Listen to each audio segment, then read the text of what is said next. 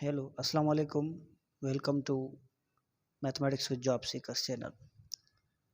आज हम इस लेक्चर में टाइप्स ऑफ सेट्स डिस्कस करेंगे, ठीक है। जिसमें पहला जो टाइप है, नंबर फर्स्ट, वो है इक्वल सेट्स, ठीक है। इक्वल सेट हम कहते हैं अगर हमारे पास कोई भी सेट हो उसमें सेम एलिमेंट्स होने चाहिए, ठीक है। यानी कि ये सेट्स 2 भी हो सकते हैं, 3 भी हो सकते हैं और इससे ज़्यादा भी हो सकते हैं, ठीक है।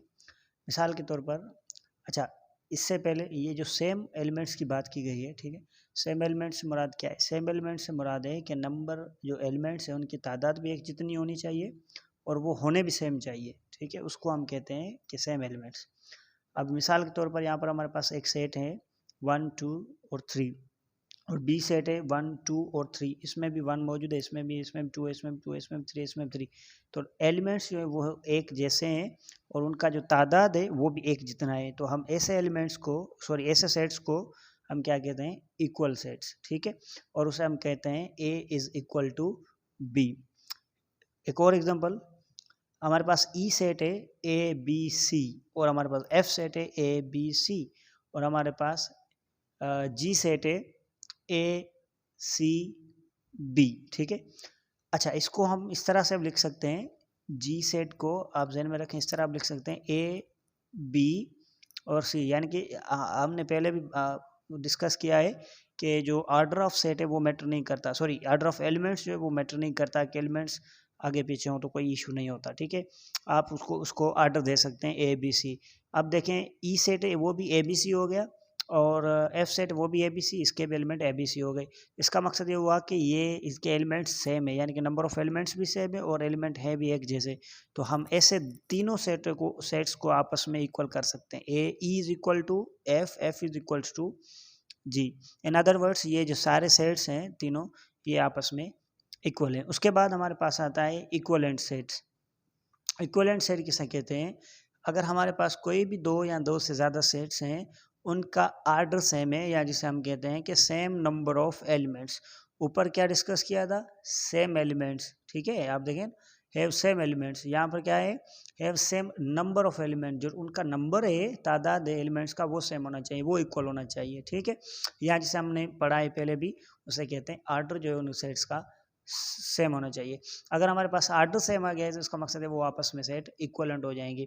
मिसाल के तौर पर अगर हमारे पास कोई भी ए सेट है, उसके जो नंबर ऑफ एलिमेंट है या आर्डर है वो 3 है, और बी हमारे पास सेट है, उसका जो नंबर ऑफ एलिमेंट है या आर्डर है वो क्या है? वो 3 है। तो इस तरह के सेटों को हम क्या कहते हैं? इक्वलेंट, जिसे हम कह सकते हैं A is equivalent to B, या हम इस तरह कहते हैं B is equivalent, sorry, A is equivalent to B. यह भी सिंबल इस्तेमाल करते हैं इक्वलेंट के लिए, यह भी सिंबल इस्तेमाल करते हैं इक्वलेंट के लिए, ठीक है। अब कोई भी आप लेट सपोज ए के एलिमेंट्स उठा लें। लेट सपोज हमारे पास ए सेट है, उसके एलिमेंट है 1, 2 और 3, और बी हमारे पास सेट है, उसके एलिमेंट है ए बी और सी, ठीक है। ये मैटर नहीं करता कि सेम होने चाहिए नहीं होने चाहिए, ठीक है। मैटर क्या करता है कि इसका जो नंबर ऑफ एलिमेंट है यानी कि आर्डर है वो कितना होगा? वो 3 होगा। बी का आर्डर कितना होगा? वो भी 3 होगा। तो इसका मकसद क्या हुआ? इसका मकसद ये हुआ, दिस इम्प्लाइज दैट ये आर्डर ऑफ ए वो बराबर हो गया ऑर्डर ऑफ बी के, वो बराबर है 3 के। तो इसका मकसद ये हुआ कि ये ए और बी जो है वो आपस में इक्वलेंट कहलाएंगे। या आप इस तरह से लिखें या आप इस तरह से शो करें, कोई भी फ़र्क नहीं पड़ता है, ठीक है। आई होप कि आपको समझ में आ गया हो गया कि इक्वलेंट सेट और इक्वल सेट में क्या फ़र्क है। अब एक और चीज़, मिसाल के तौर पर, अगर मिसाल के तौर पर हम इक्वल सेट का एक और एग्जांपल लें। लेट सपोज हमारे पास ई कोई भी सेट है, ठीक है, और उसके एलिमेंट्स जो है लेट सपोज ए और बी है, ठीक है, और सी, ठीक। और हमारे पास एफ सेट है, उसके एलिमेंट है ए बी और सी। अब देखें, इसमें ए बी और सी, इसमें भी ए बी और सी। अब क्या है? ऑर्डर ऑफ ई सेम हो गया ऑर्डर ऑफ एफ के, जितने उसमें एलिमेंट है उतने ही एफ में एलिमेंट है। तो ये कितने एलिमेंट इन दोनों में? 3 एलिमेंट है। इसका मकसद ये आर्डर इन दोनों का इक्वल हो गया, तो इसका मकसद ये इक्वलेंट हो गए, ठीक है। इक्वलेंट वाली कंडीशन उन्होंने सेटिस्फाई की हुई है। अब मसला क्या है, अब एक और बात भी है कि इसके जो एलिमेंट्स है वो भी ABC है, इसके भी एलिमेंट ABC है, यानी कि नंबर ऑफ एलिमेंट तो है ही है बराबर, उसके साथ साथ एलिमेंट्स भी सेम है। तो अब ये तो इक्वल हो गए, तो इसका मकसद ये हुआ कि जो इक्वल सेट है वो इक्वलेंट की कंडीशन को सेटिस्फाई करते हैं, जो कि नंबर ऑफ एलिमेंट्स सेम होने चाहिए, वो उनको सेटिस्फाई करते हैं। इसका मकसद ये हुआ कि जो भी इक्वल सेट होगा वो इक्वलेंट भी होगा एट ए टाइम। ठीक है, तो आप यहाँ पर नोट कर सकते हैं equal sets are also equivalent. ठीक है,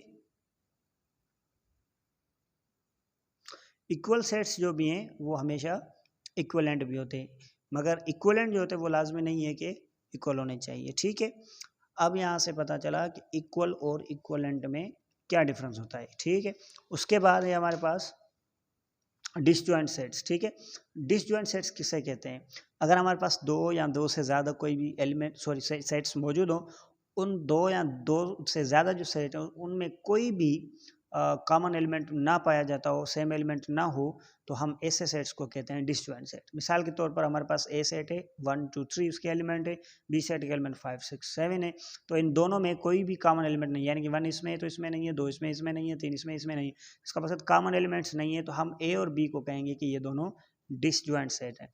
एग्जाम्पल नंबर 2 में लेट्स सपोज सी है, उसमें ए बी सी है और डी में जी और एच है, तो इन दोनों में भी कोई कॉमन एलिमेंट नहीं है, हम क्या कहेंगे कि सी और डी जो सेट है वो आपस में डिसजॉइंट है।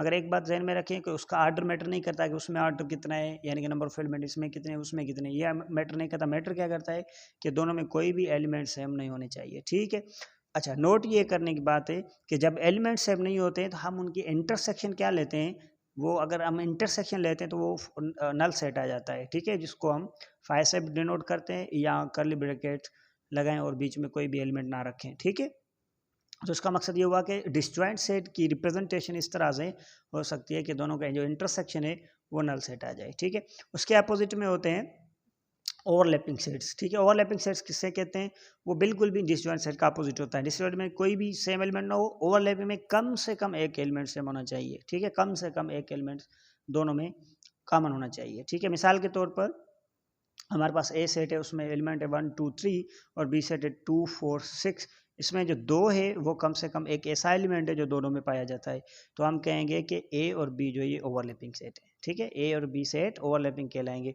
उसके बाद नंबर 2 एग्जांपल है, उसमें एलिमेंट है ए बी सी डी और एफ सेट में बी डी एफ और जी, इन दोनों में आप देखें तो बी भी कॉमन है और डी भी कॉमन है, तो कम से कम एक तो कॉमन हुआ। यहाँ पर तो दो हैं मगर एक तो कम से कम होना चाहिए, ओवरलैपिंग की ये कंडीशन होती है। यहाँ पर दो है कॉमन, तो इसका मकसद ये भी आपस में क्या हो गए, ओवरलैपिंग सेट हो गए। ई और एफ ओवरलैपिंग सेट्स कहलाएंगे।